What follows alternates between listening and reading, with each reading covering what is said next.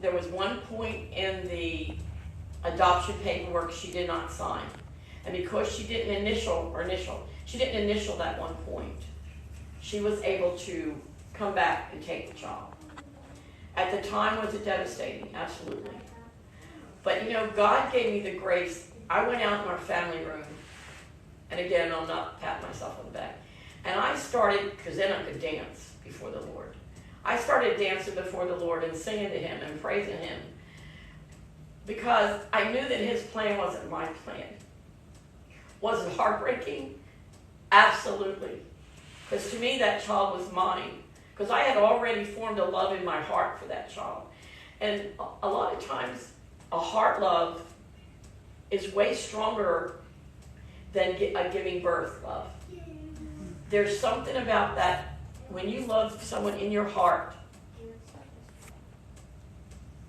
You can't explain it. It's totally different. So at that point in time, I didn't see what His plan was. But when I look back now, probably if I had adopted her and we got to keep her, I may never have adopted my granddaughter, because I would have thought it would be too much for us. Physically, emotionally, financially, I probably would have not done that. So God's plan is different than my plan.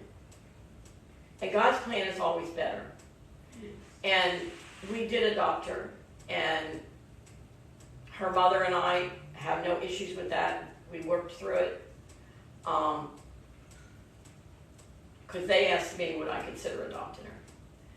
And what a relationship that's been is amazing. Because the great-grandkids are my grandkids. And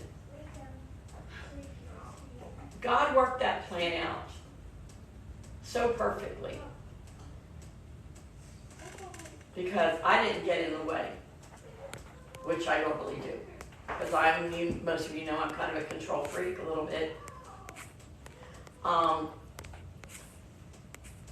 But I'm really always grateful when I let God handle something instead of myself. Because His plan is so much better than mine. I screw so many things up. But His grace is sufficient to cover all my shortcomings, all my mistakes, everything. And sometimes I think He's up in heaven and He's just looking down going, oh, Norma, would you please stop doing that again? Because sometimes it takes me a while to learn things. And He's so gracious. He's so gracious. He loves me in spite of myself. In spite of the things I do, He loves me. And that unconditional love that He gives us, that love with grace, is something that I wish each human being, we could all, myself included, could learn to do that. Could learn to love someone with really unconditional love. We say we love someone with unconditional love, but it's not like God's unconditional love. And we could love them with the grace of God. What a miraculous thing that would be.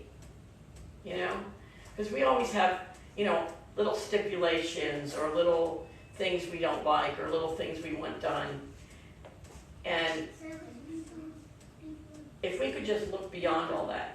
And I was telling somebody yesterday, and my sister, as a matter of fact, that I wish sometimes people would look beyond people's faults and see their needs. Because that's what He did for me. He looked beyond all my faults. He saw my needs. He still accepted me. He still is there for me every day. He gives me strength. He gives me courage. He gives me compassion. He wraps His arms around me when I need it. Do I physically feel that? like a human would feel? No, but I feel it in, you're all right, I'm there with you. And if any of you out there don't know him, you need to know him. Be with you. To help take you over your life and guide you and lead you in everything. Because when you do that,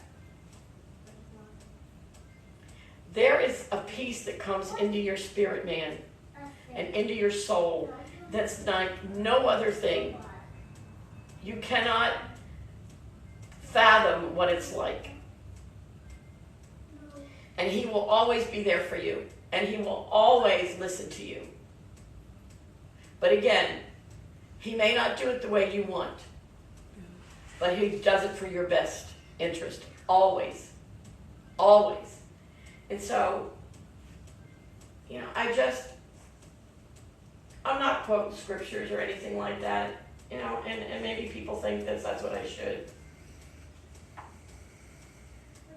The one thing that I kind of want to leave y'all with is, it's Philippians 4:4. Rejoice in the Lord always. And again, I say rejoice. Let your moderation be known unto all men. The Lord is at hand. Be careful for nothing, but in everything, by prayer and supplication with thanksgiving, let your requests be known unto God.